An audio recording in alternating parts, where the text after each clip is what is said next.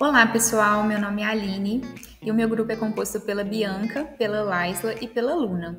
Nós somos alunas do professor Fabrício Ramos, do curso de Odontologia diurno da Unifagoc. E hoje nós iremos falar sobre imunologia do transplante. Afinal, o que é um transplante? O transplante ele é um procedimento médico em que um órgão, tecido ou célula é removido de um doador e implantado em um receptor. E ele precisa dele para substituir uma função que está comprometida. Esse processo é utilizado para tratar doenças graves, falência de órgãos ou condições que afetam a função dos tecidos específicos. Tipos de transplante. A gente tem 4 tipos de transplantes. Um enxerto transplantado de um indivíduo para o mesmo indivíduo é chamado de enxerto autólogo. Um enxerto transplantado entre 2 indivíduos geneticamente idênticos é denominado um enxerto singênico. Já o enxerto transplantado entre 2 indivíduos geneticamente diferentes da mesma espécie é chamado de alogênico ou aloenxerto. E um enxerto transplantado entre indivíduos de espécies diferentes é chamado de xenoenxerto. Tolerância imunológica. Um dos objetivos da imunologia do transplante é induzir a tolerância imunológica, onde o sistema imunológico do receptor aceita o enxerto como próprio, sem a necessidade de imunossupressores contínuos. Técnicas experimentais, como a terapia de células reguladoras e o uso de enxertos modificados, estão sendo exploradas para alcançar essa tolerância. Reconhecimento do self versus não self. O reconhecimento do self, que é o próprio, e o não self, é o não próprio, é um princípio fundamental do sistema imunológico, permitindo que ele defenda o organismo contra ameaças externas sem atacar suas próprias células. Reconhecimento do self. O sistema imunológico usa moléculas do complexo principal de histocompatibilidade para identificar as células do próprio organismo. As células saudáveis exibem fragmentos de proteínas próprias na superfície por meio de moléculas de MHC, indicando ao sistema imune que são parte do corpo. Esse processo impede que o sistema imunológico ataque suas próprias células, mantendo a tolerância imunológica e prevenindo reações autoimunes. Já o reconhecimento do não-self é quando o organismo é exposto a patógenos, como vírus ou bactérias. Fragmentos de proteínas estranhas são apresentadas nas células por meio de moléculas de MHC. O sistema imunológico detecta esses antígenos não próprios e ativa uma resposta imune para atacar e eliminar as células infectadas ou invasoras. No transplante, o órgão ou tecido doado possui antígenos não-self para o receptor, especialmente moléculas de MHC diferentes. Isso pode ativar o sistema imunológico do receptor, levando à rejeição do enxerto. Assim, a distinção entre o self e o não-self é essencial para a defesa do organismo, mas também apresenta um desafio em transplantes, pois o sistema imunológico pode identificar o enxerto como não próprio. Antígenos de histocompatibilidade. O reconhecimento do órgão transplantado como estranho ocorre principalmente devido aos antígenos de histocompatibilidade, especificamente os antígenos leucocitários humanos. Esses antígenos são moléculas na superfície das células do doador e são únicos para cada indivíduo. A compatibilidade desses antígenos entre doador e receptor é fundamental para minimizar o risco de rejeição, porém, muitas vezes é difícil encontrar a correspondência perfeita, principalmente em casos de transplantes que não são entre gêmeos idênticos. A importância do MHC, classe 1 e classe 2, na apresentação dos antígenos. O complexo principal de histocompatibilidade é essencial na apresentação dos antígenos e na ativação do sistema imunológico. Ele tem 2 classes principais. A classe 1 está presente em quase todas as células nucleadas e apresenta antígenos endógenos, como proteínas virais. As células citóxicas, que atacam as células infectadas ou anormais. Já o MHC classe 2 é encontrado em células apresentadoras de antígenos, especializadas, como células dendríticas e macrófagos. Apresenta antígenos exógenos e as células T auxiliares que coordenam a resposta imune. No transplante, a incompatibilidade entre as moléculas de MHC do doador e do receptor ativa o sistema imunológico, levando à rejeição do enxerto. Assim, a compatibilidade do MHC é crucial para o sucesso dos transplantes. Agora a gente vai falar sobre o papel dos linfócitos T e os linfócitos B. Os linfócitos T são fundamentais na rejeição aguda, pois reconhecem os antígenos HLA do doador e desencadeiam uma resposta imunológica contra o órgão transplantado. As células T podem ativar diretamente as outras células do sistema imunológico e iniciar o processo de destruição do tecido transplantado. Já os linfócitos B são responsáveis pela produção de anticorpos contra os aloantígenos do enxerto, levando a uma rejeição mediada por anticorpos. Essa forma de rejeição pode ser particularmente problemática, pois os anticorpos permanecem no sangue e continuam atacando os enxertos. Agora eu vou falar sobre tipos de respostas imunológicas ao transplante. Temos a imunidade inata. Essa resposta é a primeira linha de defesa e inclui células como macrófagos, células NK, que são células assassinas naturais, e neutrófilos que reagem rapidamente e de forma inespecífica a qualquer tecido estranho. A imunidade adaptativa é um sistema responsável por uma resposta mais específica contra os aloantígenos, antígenos doador, e é mediado principalmente por linfócitos T e B. As células T desempenham um papel crítico na rejeição do transplante, reconhecendo diretamente os antígenos do enxerto e ativando a resposta imune adaptativa. Agora, sobre os tipos de rejeição do transplante.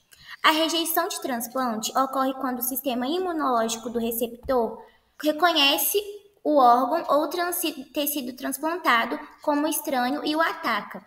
Existem 3 tipos principais de rejeição, definidos pelo tempo e pelo mecanismo de defesa. A rejeição hiperaguda ocorre minutos ou horas após o transplante. É mediada por anticorpos pré-existentes no receptor contra o tecido doador. Causa danos rápidos aos vasos sanguíneos do enxerto, levando à sua falência imediata. É irreversível e normalmente exige a remoção do enxerto. A rejeição aguda acontece dias a semanas após o transplante, mas pode ocorrer até meses depois, envolvendo principalmente a ativação de células T e, em alguns casos, a produção de anticorpos contra o enxerto. Também pode ser tratada com imunossupressores, o que ajuda a proteger o órgão e prolongar seu funcionamento.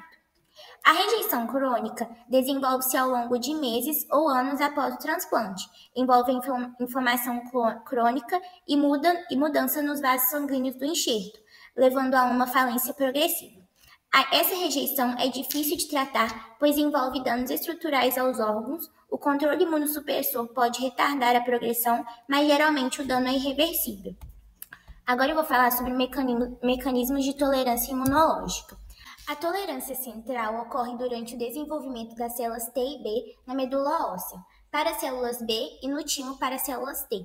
Durante a maturação, essas células imunes são expostas a antígenos do próprio organismo. São células que ocorrem fortemente. Esses antígenos, como não próprios, são eliminados por apoptose, morte celular programada, um processo chamado de seleção clonal. Esse mecanismo impede que as células autorreativas, que atacariam o próprio corpo, entrem na circulação. Tolerância periférica. Atua fora dos órgãos linfóides primários, controlando células autorreativas que escaparam da tolerância central. Inclui mecanismos como anergia, células T autorreativas ficam inatas e incapazes de responder aos antígenos. Supressão, células T reguladoras inibem a atividade da célula autorreativa, suprimindo respostas imunes inadequadas. Deletação, células autorreativas podem ser eliminadas em resposta a estímulos específicos no ambiente periférico. Imunossupressão natural. A imunossupressão natural é um conjunto de mecanismos imunológicos que o corpo usa para regular e evitar respostas excessivas ou indesejadas, garantindo que o sistema imunológico não ataque o próprio organismo e que mantenha a harmonia com micro-organismos benéficos e transplantes compatíveis. As células T reguladoras são um subgrupo de linfócitos T que desempenham um papel crucial na manutenção da tolerância imunológica e na prevenção de respostas autoimunes. Elas ajudam a controlar e suprir a atividade excessiva dos outros linfócitos C, evitando ataques contra tecidos saudáveis do corpo. As TREGs são definidas pela expressão de marcadores como o fator de transição FOXP3 e o receptor CD25. Sua função é essencial para prevenir doenças autoimunes como diabetes tipo 1, esclerose múltipla e para limitar inflamações crônicas. Células dêntricas tolerogênicas são um subproduto de células dêntricas que promovem tolerância em vez de atividade imune.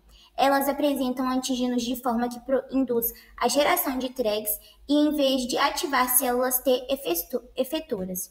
As células dêntricas tolerogênicas são importantes para evitar respostas imunes e para a aceitação de enxertos e transplantes. Citocinas imunossupressoras. Citocinas como IL-10 e TGF-beta são produzidas por Tregs e outras células imunes e desempenham um papel crucial na imunossupressão. A IL-10 reduz a produção de moléculas pró-inflamatórias e a atividade de células apresentadoras de antígenos. A TGF-beta inibe a proliferação de células T e B, promovendo o desenvolvimento de Tregs, promovendo um ambiente imunossupressor. Exaustão celular em respostas crônicas. Em condições de estímulo constante, como infecções virais crônicas ou tumores, algumas células T entram em um estado de exaustão, no qual perdem a capacidade de responder de forma agressiva. Esse estado de exaustão é um mecanismo de controle para evitar danos ao tecido causado pela resposta inflamatória prolongada, mas também limita a resposta contra células infectadas ou tumorais. Tolerância induzida por antígenos. O sistema imunológico pode se tornar tolerante a antígenos específicos após exposição repetida em baixas doses. Esse fenômeno ajuda a reduzir reações contra antígenos ambientais e é explorado em terapias de desensibilização para alergias e em transplantes. A imunossupressão natural mediada principalmente por células Treg, células dendríticas, tolerogênicas e citocinas imunossupressoras é fundamental para manter o equilíbrio imunológico. Esses mecanismos garantem que o sistema imunológico ataque apenas agentes prejudiciais, evitando reações autoimunes e promovendo a tolerância a antígenos próprios e a transplantes, sendo essenciais para a saúde e a homeostase do organismo. E eu vou falar sobre a importância da imunossupressão no sucesso do transplante. A imunossupressão, ela é crucial para o sucesso dos transplantes, pois reduz a probabilidade de rejeição do enxerto pelo sistema imunológico do receptor. A rejeição ocorre quando o sistema imunológico reconhece o enxerto como não próprio e ataca a imunossupressão e tem como objetivo evitar esse reconhecimento e resposta. Aí tem alguns quesitos da importância da imunossupressão, que ela serve para prevenir a rejeição do enxerto, o que é o principal objetivo da imunossupressão é evitar que o sistema imunológico ataque o órgão transplantado e aumenta as chances de aceitação do enxerto. Também tem manter o equilíbrio imunológico. A terapia precisa ser ajustada para proteger o enxerto sem comprometer muito a imunidade do paciente, evitando infecções e tumores.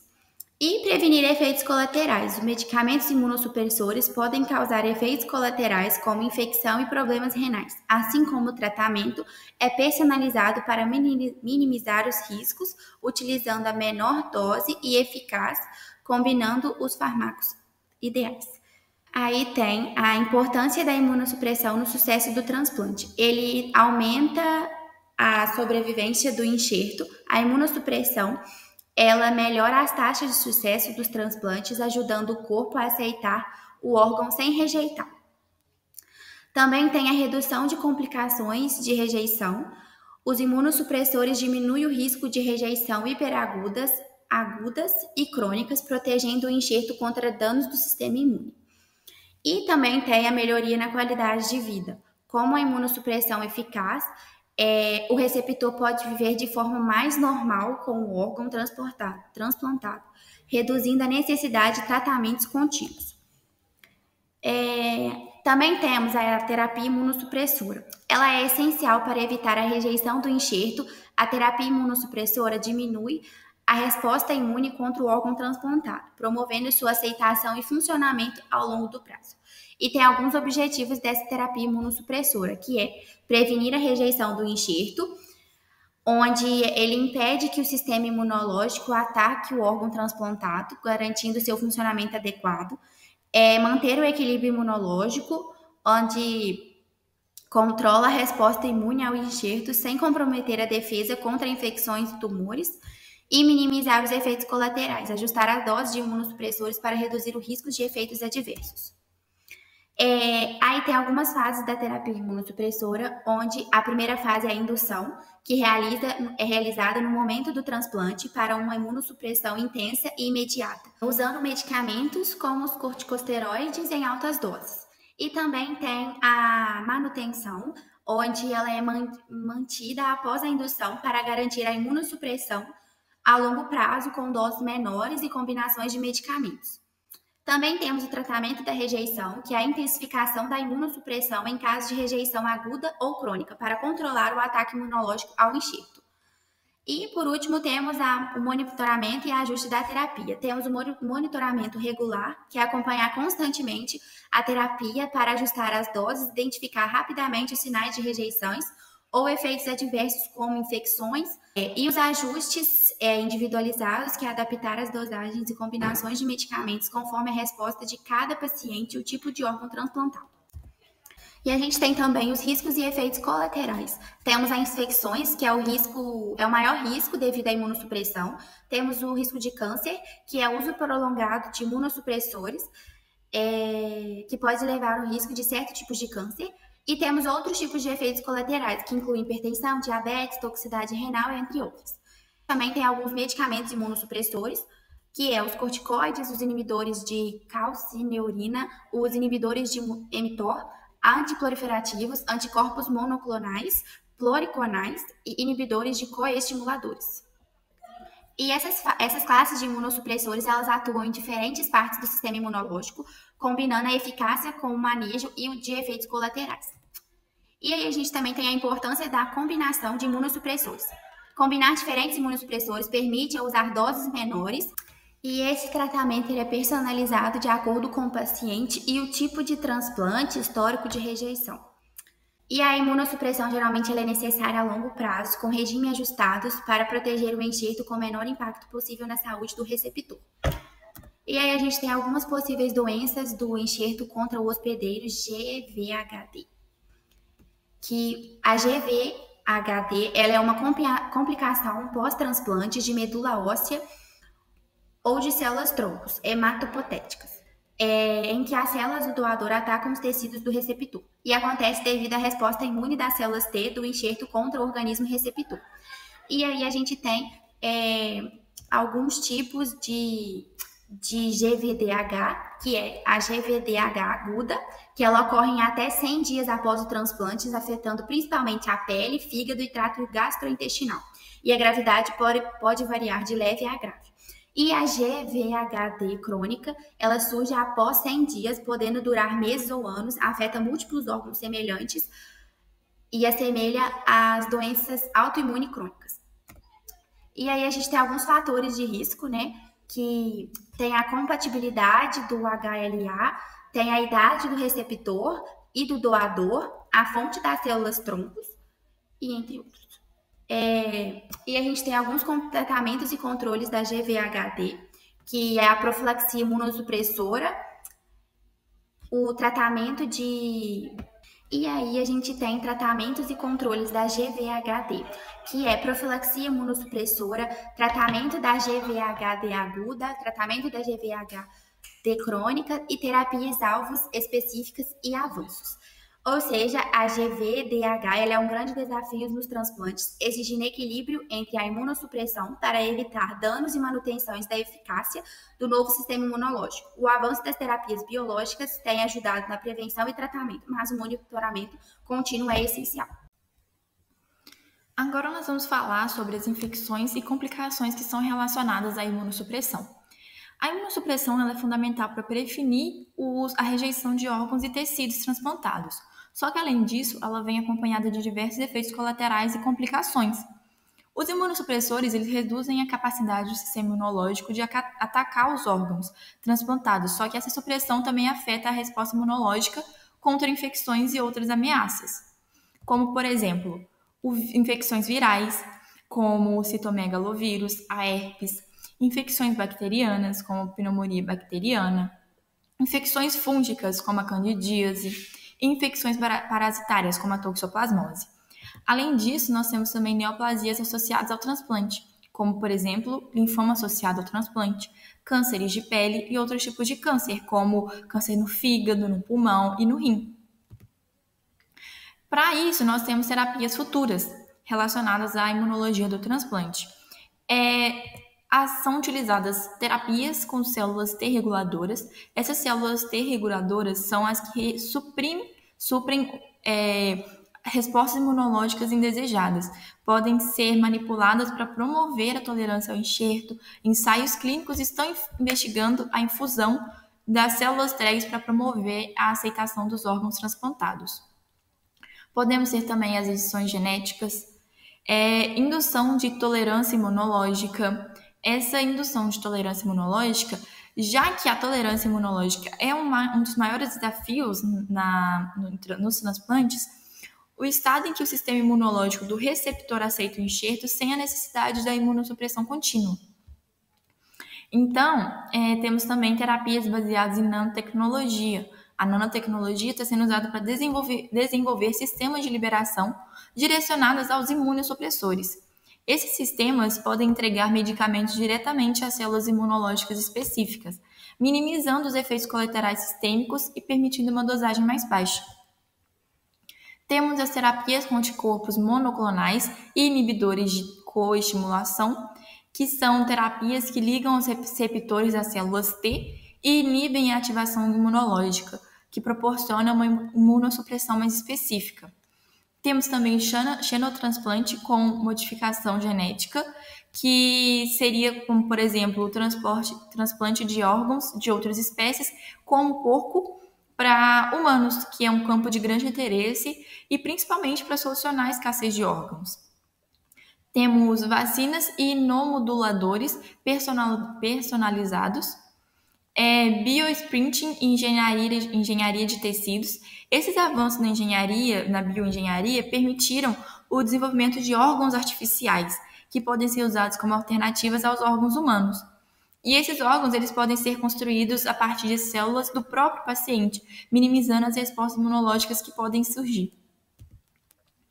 E nós temos aqui hoje desafios que são atuais na imunologia do transplante, como as barreiras imunológicas persistentes, que apesar dos avanços nas terapias imunossupressoras, elas ainda existem barreiras imunológicas que são difíceis de superar, como, por exemplo, resposta imune e adaptativa em memória imunológica, a presença de anticorpos pré-formados, a incompatibilidade de antígenos HLA, que essa incompatibilidade seria dos antígenos leucocitários, que ocorre em humanos, que ocorre quando o sistema imunológico do receptor do transplante identifica as células do doador como intrusas e não como próprio do organismo. Temos rejeições crônicas e o seu papel nos transplantes. A rejeição crônica e a disfunção do enxerto continua sendo uma das principais causas de falência do enxerto a longo prazo. Ela se manifesta como inflamação persistente e lenta, só que ela resulta em uma fibrose e deteriorização gradual do tecido transplantado. A rejeição crônica ela é mediada por uma resposta imunológica de baixo nível, que envolve células T, células B, anticorpos e inflamação contínua. Temos também mecanismos imunológicos complexos e a limitação do diagnóstico precoce. Essa limitação do diagnóstico precoce seria devido às biópsias. As biópsias ainda são como se fossem padrão ouro, né? Seria mais difícil ter o acesso a essas biópsias. Só que elas são muito invasivas e muitas vezes só detectam a rejeição quando ela já está avançada. Então, as limitações das terapias imunossupressoras também são o risco de infecções e neoplasias, a toxicidade a longo prazo, a dificuldade em equilibrar a dosagem e a ausência da tolerância imunológica. Então, esse foi o nosso trabalho sobre imunologia do transplante. Essa é a fonte de onde retiramos todas as informações que continham nesse trabalho, que foi do Abas de Imunologia Celular e Molecular. Muito obrigada por ter assistido até aqui.